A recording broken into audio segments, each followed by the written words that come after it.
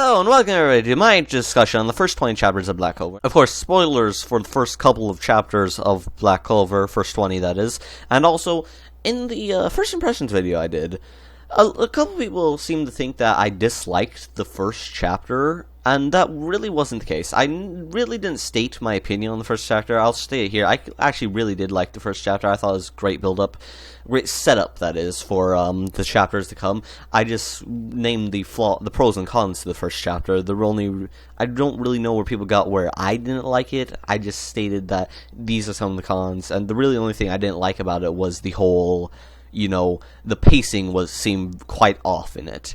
But now, with that said, if you are fine with hearing me talk about the good things of a manga, then stay. If you're fine with me talking about the bad things of a manga, then you can stay.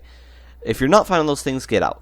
But if you're fine with accepting both of those things and hearing about them equally and I will talk about the bad things and I will talk about the good things and I will deconstruct it, I will nitpick, I will talk about the big things and the small things equally.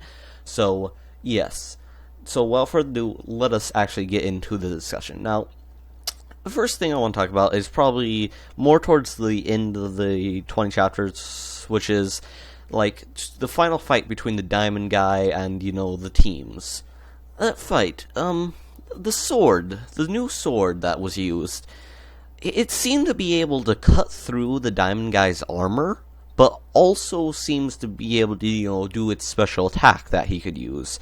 I'm trying not to spoil things, I'm trying to talk about it in a certain way to not spoil, but still talk about it. That's what I'm trying to do here, but I'm hoping, I don't know if this is the case, only first 20 chapters again, but I'm hoping that the sword turns out to not be the same as his old sword, but also, a new ability. I'm hoping it's not just a power-up, that it can't deflect magic, or if it can deflect and cut through magic, it's a much weaker version. Because I was thinking, he could use its special ability, okay, on a teammate, and his teammate could use his special ability, but the opponent could block it, okay? And if the opponent blocks it, okay, I thought of this scenario. This is, kind of what I was thinking. Imagine an opponent that could, shoot a really powerful attack. One really powerful attack, but he can't spam it. It takes, 3 or so seconds to launch it each time. And so, basically, I was thinking that maybe he could use his sword, he could use his deflective sword to block some of the attacks, and maybe it has a cooldown of, 5 minutes. He can switch out between the swords, and he switches to the power absorbent sword, the one that can use a friendly's power. He could switch to that sword, and then use it. He could get his friend's most powerful attack. His friend could distract him with that attack, so he would launch the attack, and the opponent would use his really powerful attack. He can only launch once every 3 seconds to block it. But then Aster could go up, beside him or behind him or something and launch his powerful attack. And because he's not expecting, this guy without any magical powers to launch a powerful attack, he has his guard down, and also he just used his ability, so he can't use it again for 3 more seconds. That's kind of what I'm imagining, would fit with the theme of the combat style of the whole kind of the combo teamwork combat style, which I do like this combat style. That's a combat style I'm very particularly fond of. So that is a big plus in my book, that it uses that combat style, and it uses it well. Now there's a few things I want to talk about, which is it's so far I found it pretty predictable, the story, but at the same time I found they always did something slightly different than I predicted. It's always when the guy got the tome, and his Aster was about to, when Aster's rival got the tome, I don't remember his name yet, I'm not great with names, but when Aster's rival, got a new ability, I predicted it would be a new ability when he got the thing and it went into his book, and then, when Aster was about to be killed, I predicted that he would stop time and pull Aster out of the way, but that's not quite what happened. He kind of stopped time, but then that other thing happened, which I still have no idea what that is, but so I don't know what that is. Maybe it's cooler than stopping time for 5 seconds. I would think because it's the combo type of I have limited resources, but if we can use these limited resources together to pull off a combo, we can do something cool. I thought that'd fit well because he pauses time for 5 seconds. Maybe he can pause time and let one person roam free for those 5 seconds. And even if he can just pause time for 5 seconds, just to push them out of the way of an attack, or to like just give them an upper hand. I think that would be pretty cool, but I don't think that's what happened. But he might get an ability like that. I'm hoping he does get an ability along those lines, because it seems like he has some sort of time manipulation power, or at least some sort of lucky power. I was thinking like it's a 4-leaf clover, so it's like when lucky things happen to this guy, it's actually, he's just freezing time. Like, he flips a coin, and it always lands on the right, side, the side he called. But that's because he freezes time, and then just spins the coin in the air so it lands properly. Like, that sort of thing.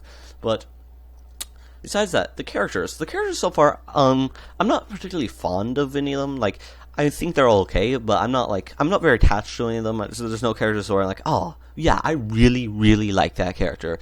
There's none of them I dislike, and so far most of them have been pretty generic or tropey. The one guy I like the most so far has been the crazy psycho smiley guy, because he seemed pretty cool, but pretty much everyone seems pretty generic so far. But even with its genericy, and this kind of goes for the entirety of the story thus far, everything that's been generic has been very manageable and like easy to swallow, easy to accept. So it's like the tsundere, what was her name? I forget her name, I'll be completely honest. The tsundere character. She was tsundere, but she became more Dairy than Soon very fast. She became, kind to the main character and accepting of him, even though he's not royalty, very fast, and that's good. You can have generic characters, but don't do them in a generic way, and that seems to be what's happening thus far. A lot of generic things happen, but it's been when it does happen, they've been very, very manageable and easy to swallow. Now, the fighting in this is pretty much the second best thing in it. The actual mental fighting, not the fights themselves. Fights themselves are okay, but they're nothing new or spectacular. But the mental fights they have are actually pretty good. They've been really good so far, having the characters think. In fact, the fights I've enjoyed the least were the ones where the characters they didn't think them out. They didn't think of, try to one-up each other and every step and think 3 moves ahead. They were the ones where it's just kind of like slice, we win, sort of thing. Just a show of power. And that's probably one of the reasons I didn't like the first chapter very much. If they elongated that first chapter's fight a little bit more and had the main character kind of, asked her to use some, mental wit to outsmart his opponent, that mixed with his physical capabilities to beat his opponent, I think that would be pretty cool, and would have given a more proper example of what the story would have been thus far.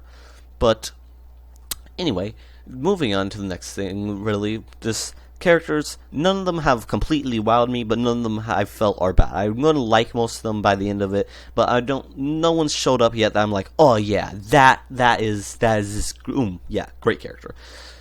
But this, the Diamond guy, he has the most generic backstory possible, but again, it was given to you in such a way, it was so fast, it was so quickly, it's like, this happened, bam, done. It was very much like pulling off the Band-Aid, even though, it's the type of backstory you've seen 110 times over, it was still given to you in such a way like, okay, makes sense, okay, I understand.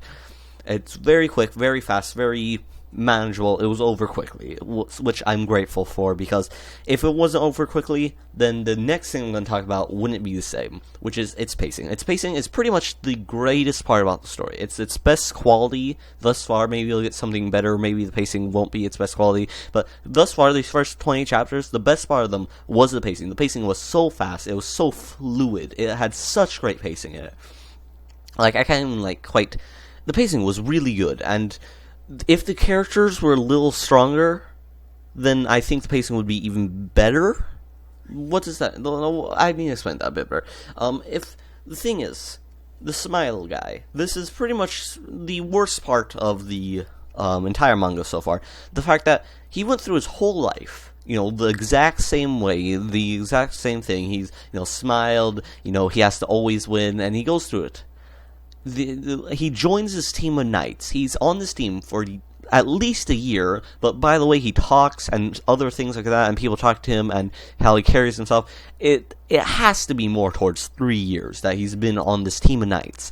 And in about 5 seconds, the main character, just by doing one action, he just did one thing, he just said one line of dialogue, and managed to change this guy who didn't change once his mother died, who didn't change once he joined a team of knights, who, for these 3 years he's on this knight team, I'm just guessing with the 3 years thing, but 3 years he's been on this knight team, he hasn't changed. The character saying, you know what, you do what you want, I'm going to do what I want and help you. And it's like, that's a bit pushing it. That pushes the envelope. That's a bit, I don't agree with that. But even if that was the case, I think he should have warmed up to the idea more. I think this is a very incredibly fast-paced story. It's an incredibly fast-paced story in every sense of the word. But I think it's kind of its best quality and its biggest downfall. That was the example I chose to use to describe its best quality and its biggest downfall, which is the pacing, which I just said. But hear me out here. It's so incredibly fast. It's going through this. It's introducing characters. You're understanding the characters. You're understanding things about them. You know, you're learning their backstory. You're learning what they want to do, who they are. You're learning all these things. You're learning about all these side characters, all these main characters. You're learning about the main characters, all these things. You're going through all the side missions and mini things so very fast. You're introducing two main threats, which is the Diamond City people, some of the people from there, some of the experiments they're doing, and you also introduce this cult-type group that wants to resurrect either a god or a demon or a king of some sort, someone that's at least very, very powerful. They want to resurrect him. So they've done all these things. They've done a ton in 20 chapters, but at the same time, I feel like they could have took it a little slower in certain aspects. Certain aspects I think could have been a little slower. It's max speed all the time, 110% speed, going through it. I still think they need to give more time for things to sink in, not just for the viewers, but for the characters as well. For, okay, this character needs time to do this, or this character needs time to do that. I think they need to do that a little more, slow down the pacing just very slightly. Like, I mean very slightly, I mean like add a couple more pages here and there to even out the pacing, to make it just the most smoothest flowing pacing you've ever seen. Other than that, that's really my biggest complaint. There's one thing I want to talk about briefly before I end this, which is the whole Deus Ex Machina thing. You can have so many, combat overcoming your capabilities in a fight things. In a shonen, a lot of time, characters, there's a big difference between characters training the ability, characters overcoming themselves during a fight to get an ability or do something, and characters formulating something in their head during a battle to do something. These are three completely different things, and thus far, it's been mostly the training and also formulating something in their head, but they've used a lot of overcoming your own limits during a fight thing, and that's fine, you can use those. Just, you can't use tons of them, and I'm pretty sure they've pretty much hit their limit on how many of those they can use. Aster used multiple abilities, like the first time he did it, the first time where it's like his body moved on its own, that was slowed down and explained well enough. It was like, that's totally believable that his body kind of moved on his own, just like block the attack so he wouldn't be hit. That's completely unbelievable. That's a real life thing that can easily happen. But the whole, he just is able to use an attack that he probably will have to train to master later is kind of iffy, and the rival breaking out of the ice and using his own big attack. I'll learn some of these guys' names later on. I just remember Aster and like Ares and a couple other things like that. And like Black Goat, something along those lines. Black Goat, I don't remember. But him breaking out of the ice and using his technique with ease, those are all fine. It's just, it gets to a certain point where you eventually need to hold off on those a little bit, because you only kind of get so many, and they've pretty much hit their limit on how many, I just overcame all of my obstacles. I just, jumped this barricade I wasn't able to jump before. I mastered this technique that I didn't even know I was mastering. Sort of thing. You can use those, just you can only use so many. They've used a lot so far. So that's something I want to keep an eye on. If I talk about that in the future, yeah, just be warned. But I think that's most things I want to talk about. Characters, they're all good. I didn't quite find the character I really, really liked, but they all seem good, and the main character is probably the most unique one of the group, to be completely honest. But even with that, he's the main character. He's going to be the focus on him the most of the time, so the fact he's the most unique is probably a good thing. I'm liking the bird. The bird, whatever the bird does, I like the bird so far. And I think that's about it. I like where this is going. I like its pacing so far, and the characters are decent. And I honestly think this has a lot of potential to get a lot better from here. There's about 20 more chapters before I catch up. 20, 25 more chapters, whatever it is, before I catch up. And I'll probably, do another in 20 chapters, do another thing. And maybe even, if I like it enough, even more about this manga. But this has kind of been, like, my experiences with the first things. The things I said in the... This is the experience I've had with the first 20 chapters. Oh my gosh, I can't talk. I'm sorry about that. I've been talking for hours on stream, but it's fine. Everything's okay now. Again, my opinions on the first chapter still all stand the same, but it's fixed in the other chapters, so I'm kind of fine with it. It's just first chapter jitters, and there's also something I want to say. I gave a lot more cons than pros in the first chapter when I was doing my first impressions of it. That's because no matter what story you take in the world, any story at all, even the best stories ever created, they all have more cons than pros. That's just a fact. You cannot have more pros than cons. It's never happened. It might never happen. It's not a thing that happens in stories. There's never more pros than cons. That might seem harsh to say, but it's reality. There's always more cons than pros. And generally, the better the story, the more cons it has than any other story.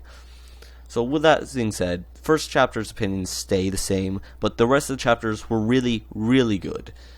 Maybe not the best things ever, but the pacing was good enough. For the first 20 chapters, I'm going to say this was pretty great. This was pretty great for just 20 chapters. So with finally all that being said, I'm going to leave this discussion here. Feel free to talk in the comments. I will talk in the comments all day. I want to hear, what your opinions on the first 20 chapters is. Try not to spoil anything for me, or maybe even someone else. Just go in the comment section. You can hint at things and foreshadow things, so just don't, flat out say anything. But please feel free in the comments to discuss some things, to say, hey, maybe you're not right about this. Maybe I missed something. Maybe there's something along those lines, and maybe I'm just overlooking something, and some of the statements can be proved false or correct. But, have a discussion. Let's start a discussion in the comment section. So I hope you all enjoyed listening to this. If you did, leave a like, all that jazz, and I'll see you all in the next discussion. Bye, everybody.